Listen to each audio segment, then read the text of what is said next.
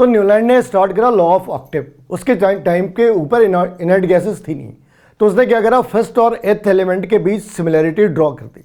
ये थोड़ा बेहतर था, ये इस बात पे बेटर था कि उसने कम से कम टर्म तो यूज करा था कि they are having similarity in the property. अब वो सिमिलैरिटी केमिकल है, फिजिकल है, उसके ऊपर वो साइलेंट रहा। तो उसने क्या कहा भी, उसने कहा law of Octave. Every first element, every एथ एलिमेंट had similarity with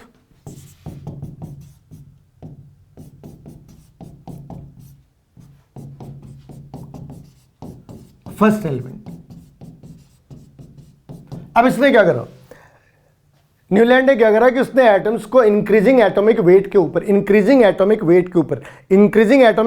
ऊपर उसने चीजों को अरेंज करा। और अगर हमने यहां से अरेंज करना स्टार्ट करा, लिथियम, फिर beryllium, boron, carbon, nitrogen, oxygen and fluorine. Next element कौन से आ जाने भाई, सोडियम आ जाना है। यहां पे कौन सा आ जाना है, मैग्नीशियम आ जाना है। तो उसने क्या नोटिस करा कि हर फर्स्ट एलिमेंट और एथ एलिमेंट के बीच एक सिमिलैरिटी है, और ये सिमिलैरिटी फिजिकल बेसिस पे है या केमिकल बेसिस पे है, इसके ऊपर उसने डिफरेंशिएट नहीं करा। वो साइलेंट रह गए इस बारे में कि ये केमिकल के बारे में बातें कर रहे हैं या फिजिकल के बारे में बातें कर रहे हैं। अब जो समझ लो, मतलब सिमिलैरिटी है, ठीक है जी, बढ़िया है। लेकिन आज की डेट में प्रॉब्लम है। आज के डेट में अगर हमने फर्स्ट और एथ एलिमेंट यूज करा तो यहाँ पे नियॉन आ जाने, तो लिथियम के नियॉन के साथ कोई सिमिलैरिटी नहीं है और सोडियम के आर्गन के साथ कोई सिमिलैरिटी नहीं है। लेकिन ये क्या हिस्टोरिकल पार्ट है, एक एवोल्यूशनरी सीक्वेंस है, तो उसको पढ़ा। आगे आते हैं अपने मेंडलीव साहब। और मेंडलीव साहब ने क्या करा वो देखो, ये मेंडलीव साहब के पीरियडिक टेबल है।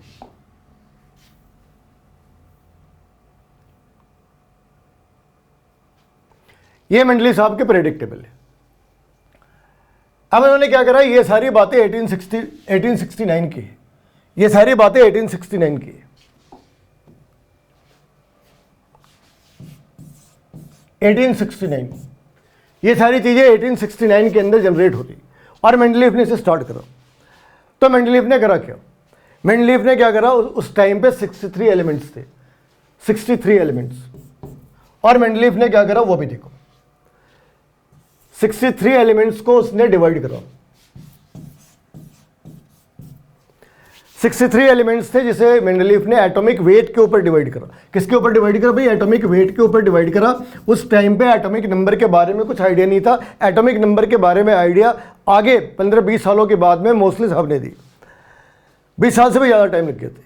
तो मोस्टली साहब ने ये बताया कि एटॉमिक वेट नहीं, atomic number is the fundamental property और basic property.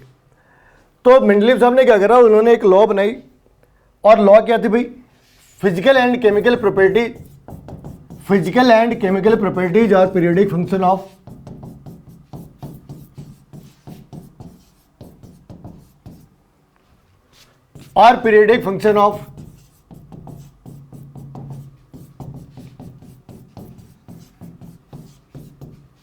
their atomic weight।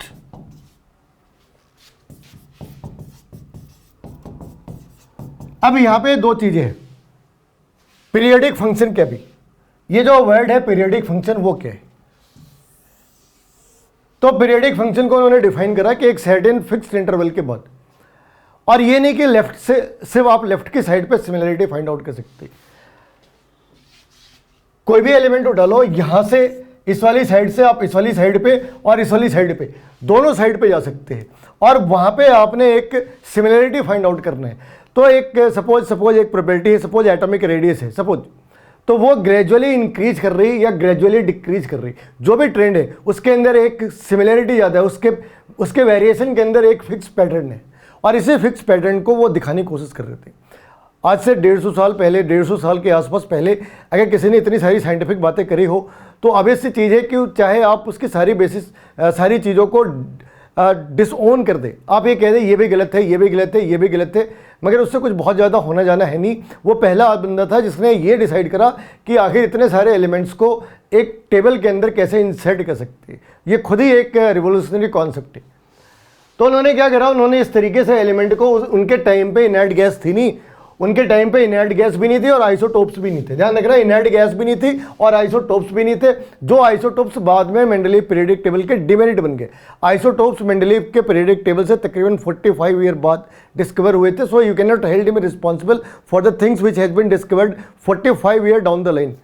तो यहाँ पे इन्होंने क्या करा, इस तरीके से एक प्रिमिटिव सी पीरियडिक टेबल बनाई और इसकी अपनी खासियतें रही। जैसे उसने आयरन, कोबाल्ट, निकल, ये आज भी पीरियडिक टेबल में एक साथ ही है, और ये ऑस्मियम, इरिडियम, प्लेटिनम, ये भी एक साथ ही है। तो कहीं ना कहीं आज भी बेरिलियम वाले कैटेगरी के अंदर ही कैल्शियम है, उसके अंदर ही स्ट्रॉन्शियम है, सोडियम, पोटेशियम एक ही कैटेगरी के अंदर है, एक ही ग्रुप के अंदर है।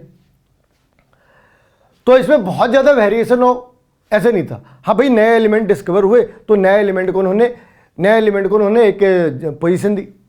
अब इसकी मेरिट क्या है, इन साहब की मेरिट क्या रही, मेंडलीव की अपनी मेरिट क्या रही, इनकी मेरिट और इनकी डिमेरिट क्या रही। तो इनकी मेरिट ये रही कि भाई ये सबसे पहले तो एक रिवोल्यूशनरी कॉन्सेप्ट था। किसी ने ऐसा सोचा ही नहीं था कि इतने सारे एलिमेंट को आप टेबुलर फॉर्म के अंदर देख सकते हैं। तो एक रिवोल्यूशनरी कॉन्सेप्ट था, without any effect, but it was a revolutionary concept, और आपको उसे रिस्पेक्ट करनी होगी। दूसरी बात, इन्होंने क्या करा, इन्होंने न्यू एलिमेंट्स के लिए इन्होंने न्यू एलिमेंट्स के डिस्कवरी के लिए एक स्पेस क्रिएट कर दी। जैसे जिन एलिमेंट्स के बारे में पता नहीं था उसके नाम क्या आगे एका लगा दिया। जैसे जो एल्यूमिनियम के बाद आना है उसका नाम एका एल्यूमिनियम, जो सिलिकॉन के बाद मिसिंग है उसका नाम एका सिलिकॉन रख दिया। एका एल्यूमिनियम, एका सिलिकॉन,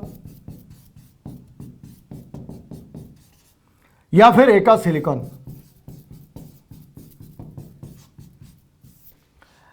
यहां पे एक कमाल की चीज ये है कि एका एक संस्कृत वर्ड है।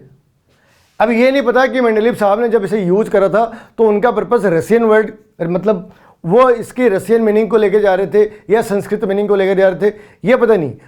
ये भी हो सकता है कि उन्हें आइडिया भी ना हो कि ये संस्कृत का वर्ड है, या फिर ये भी हो सकते हैं कि एक कोइंसिडेंस है कि दोनों लैंग्वेज के अंदर एका का एक ही मतलब होते हैं। तो उन्होंने क्या करा कि जो नए एलिमेंट्स, जो उनके हिसाब से ऐसा लगा कि उन्होंने जब टेबल बनाई, उन्हें लगा कि शायद यहाँ पे कोई और एलिमेंट हो तो ये सीक्वेंस बेहतर तरीके से बन सकती है। जो एलिमेंट एग्जिस्ट करते हैं, जिन एलिमेंट्स को उन्होंने रखा, उन्होंने ये नोटिस करा कि अगर इस वाले एलिमेंट को आगे कर देते, एक वैकेंसी क्रिएट कर देते, तो अब ये सीक्वेंस ज़्यादा सही है, अब ये चेंज इन द प्रॉपर्टी ज़्यादा रीजनेबल है। तो फिर वहाँ पर आएगा क्या, जो आपने वैकेंसी क्रिएट करी वहाँ पर आएगा क्या?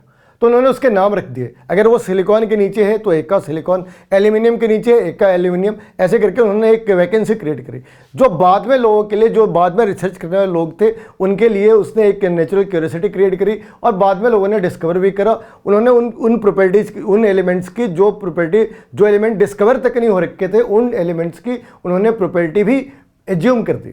जैसे उन्होंने गैलियम के बारे में बताया कि इसकी डेंसिटी होगी 5.9 और इसकी डेंसिटी है 5.94। कमाल की प्रिसीजन है। यहाँ पे तुम्हें इस बात का ध्यान रखना होगा कि ये 5.9 डेंसिटी इसकी हो सकती है, ऐसा तब पता करा जब ये एलिमेंट भी डिस्कवर नहीं हुआ था। तो इसकी सिग्निफिकेंस इस लाइन के अंदर है कि 5.9 उसने तब प्रिडिक्ट करा था जब ये एलिमेंट भी डिस्कवर नहीं हुआ था। ये उसकी ग्रेटनेस है। दूसरी चीज़ क्या करी, उन्होंने कुछ एलिमेंट्स के correction in the atomic weight करें। करेक्शन इन एटॉमिक वेट करें।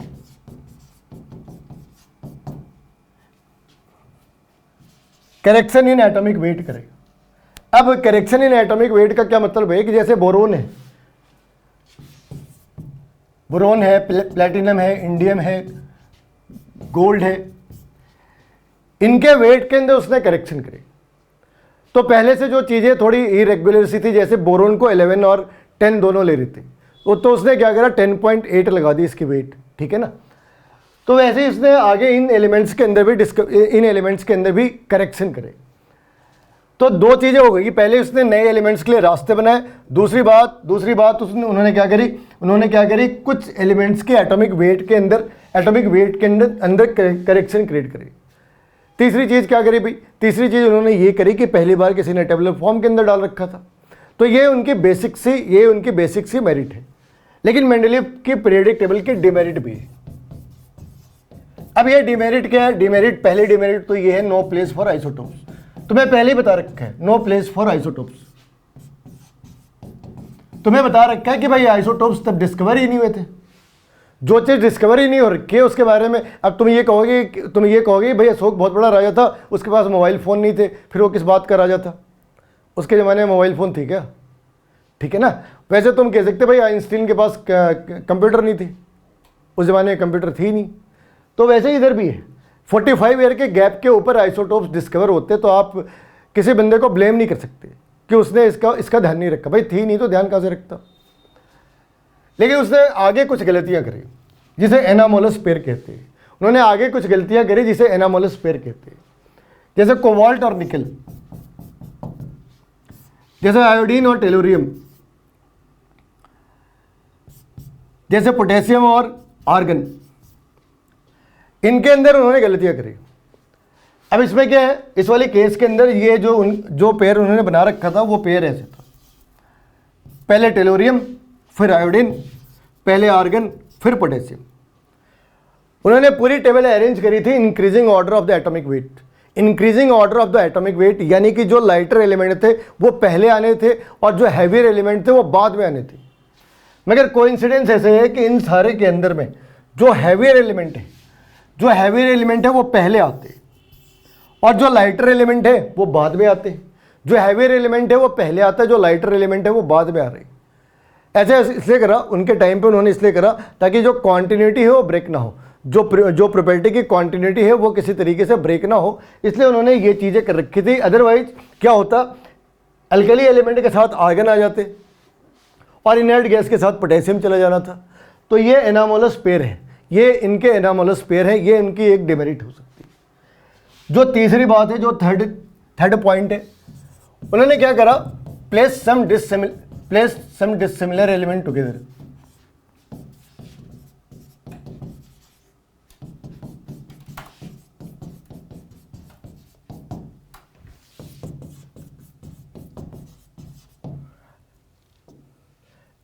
अब ये गलती कहां पे हुई वो देखो। उन्होंने क्या करा, ये ग्रुप 1 है, इसी ग्रुप 1 के अंदर पोटेशियम भी है और कॉपर भी है। पोटेशियम अगर पानी के अंदर गिर जाए तो ब्लास्ट कर जाता है और कॉपर के बर्तन में पानी रख के लोग पीते हैं। कॉपर के जो यूटेंसिल्स है they are mostly use for the drinking purpose. तो ये तो कमाल की डिसिमिलरिटी है, मगर इसे उन्होंने एक ही जगह पे रखा। ये प्रॉब्लम आज भी है, लेकिन आज हमने क्या करा, इसे 1A और इसे 1B बना रखा है। अब इनके बीच में 8-10 ग्रुप और भी आ जाते हैं। आज की डेट में इनके बीच में एक गैप है, पहले की तरह ये एक साथ नहीं रख रखे। तो इन्होंने ऐसे पेयर्स बना रखे थे जिनके अंदर डिसिमिलरिटी थी, लेकिन वो सिमिलर एक जगह रख रखे थे। वैसे ही कुछ सिमिलर एलिमेंट्स थे जिसको इन्होंने अलग अलग कर रखा था, सेपरेट कर रखा था। तो ये बेसिकली इनके 3 डिमेरिट्स हैं। अगले पॉइंट पे आते हैं मोस्टली साहब, क्योंकि इनकी जो डिमेरिट थी उसमें जो मेजर डिमेरिट है वो ये है कि भाई atomic weight is not the fundamental property, और यहां पे आके बातें रुक गई।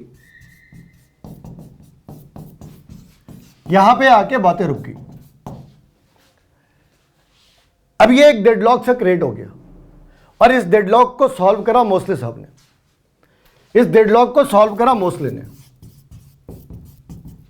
और मोस्टली साहब ने एक एक्सपेरिमेंट करी, जिस एक्सपेरिमेंट के अंदर